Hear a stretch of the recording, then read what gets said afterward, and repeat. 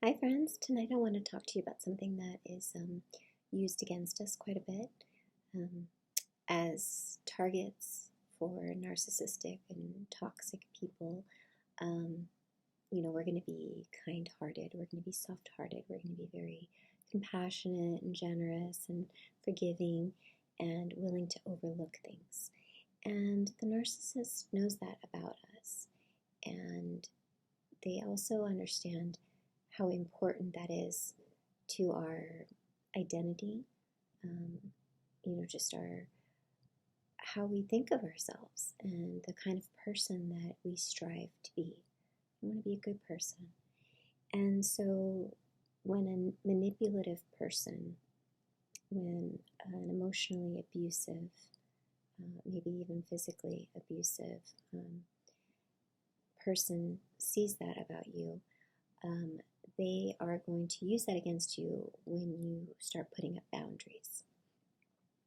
And a lot of common things that come up are, for example, if it's not coming directly from the narcissist, it can come from the flying monkeys as well. But it's a very common phrase like, you need to forgive them. For my dad, it would be for my dad all the time. You need to forgive your mother. That's your mother. What kind of person doesn't forgive their mother? What kind of person doesn't forgive their sister? You need to forgive me. You're a Christian. Like, how can you say that you're a Christian? You're such a hypocrite. You say you're a good person, but you're not a good person because I'm apologizing to you. I said I'm sorry, and you still want to maintain no contact, or you told me no for whatever the boundary is. So if you've got sort of soft borders around you, and you've got some boundaries up, and maybe you're not completely no contact, the insults are going to come, the accusations against you are going to come, and just be prepared for that, because you have to remember they're like a battering ram using whatever they can, and guilt is a really, really good battering ram to bring down your defenses.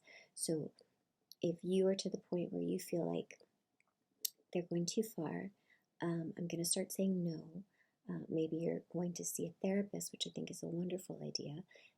Have somebody who will listen to you and hear your side of it, because right now you're really not being heard. And especially if you have people around you who are enabling these flying monkeys that enable the narcissist, whatever toxic person is in your life. They don't work alone. They have a network of people that help them get what they want. And so the best piece of advice that I can give you is to really have a work on having a solid foundation with your beliefs, what you want, and this is not selfish. Like, you're not going to be a selfish person for stopping and taking time to take a look at how you feel around certain people, how you feel around certain activity. And if you feel in your gut that whenever I'm around this certain person, I feel so sick to my stomach. I don't feel like myself. I don't feel like myself around them. So you have every right to want to be walking in your life free and without this weight that the person is just this emotional turmoil that they're stacking on you. You don't have to carry that with you. All of the emotional baggage that comes with the narcissist, that they are trying to transfer their load onto you, just because you don't accept it does not mean that you're a bad person. And so as soon as you figure that out, as soon as that clicks for you, as soon as you don't need the other person or other people around you to understand that you're not trying to hurt anybody. You're trying to peacefully exist and coexist, peacefully coexist with other people that are dead set on being troublemakers. And if you choose that you do not want your life to be full of drama, I mean, the narcissist is a total drama mama. Somebody who wants peace is not going to mesh well for them. And so, what can they do to make you stay when your natural inclination is to get away from that? They're going to guilt trip you. And if you are a Christian, or you are the type of person who, and you don't have to be Christian to have good morals and to have empathy and to care for people and to just be a solid quality, caring person, they're going to attack that. And the reason they're attacking you is because they want you to do what they want you to do when they want you to do it. And that's all it is. They don't even, you don't have to explain to them all the things that you did to support them. They don't care. They're not remembering. They're not keeping track of that stuff. They want you to do something, and you're not playing along. You're not doing, they pulled the lever. They pushed the remote, and they said, do something, and you're not doing it. So they're going to use whatever tool they have at their disposal to make you do it. They're very, very controlling. And so guilt works. It works for a lot of people. You're not the only one. And it's going to be very hurtful. The accusations can be very hurtful, and it's going to bring down, and you're going to try to argue, and you're going to try to explain your position, and you're not going to make them budge. As long as they feel like they are getting movement from you and your walls are softening, they're going to keep going with the guilt tripping, because it's a battering ram. They're going to hit you once, hit you twice, hit you 3 times, and it's working. And they are very, very persistent. So, yes, you can be a Christian. Yes, you can be a good person. Yes, you can be somebody who strives for being a forgiving, loving person, and still tell them no. No, I don't want anything to do with you. No, no contact. Or no, I'm not going to give in. Or no, I'm not going to fall to tears and just crumple up because you're accusing me of all these things that I know that I am not. So that initial shock that's going to hit you, it hit me hard when my mom accused me of all kinds of things. And in my head, I thought, all I've ever done is try to care for you and love you and help you in any way. How could you be saying these things to me? But the thing is, they're just splurting out, all this stuff is coming out, and it doesn't matter. It means nothing. The words mean nothing. They're just a tool to get you to comply. So don't feel guilty. You're going to know if you forgive them or not. You're going to know if you have bitterness and you truly haven't forgiven, if you're not happy when things go well for them. You find out they got promoted and you're angry about it. You find out something bad happened to them and you're like, good, that's what they get. Well, no, you don't.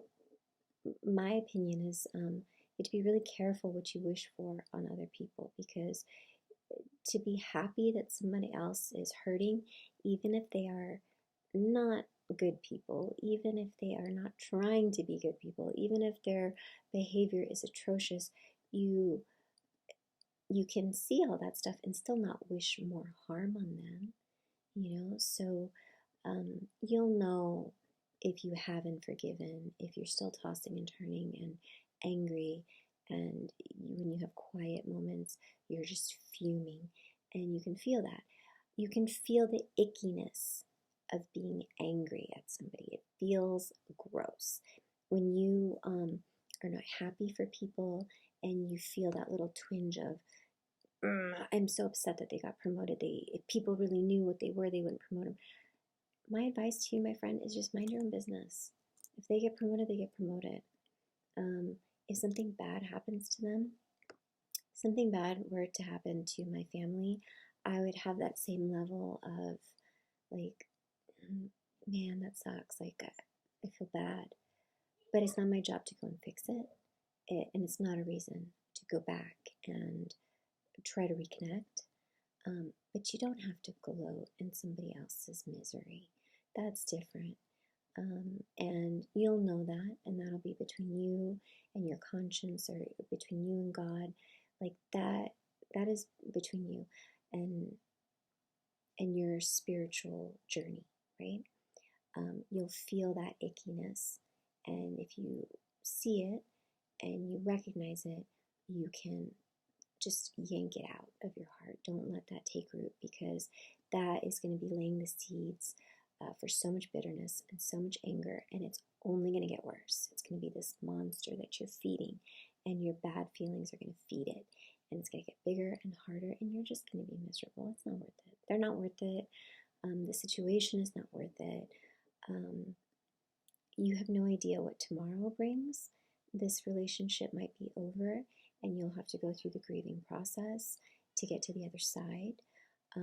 But once you get past all of that, you'll be open again to experience new relationships and new friendships, and maybe a new marriage, or just learn from this past relationship and grow from it.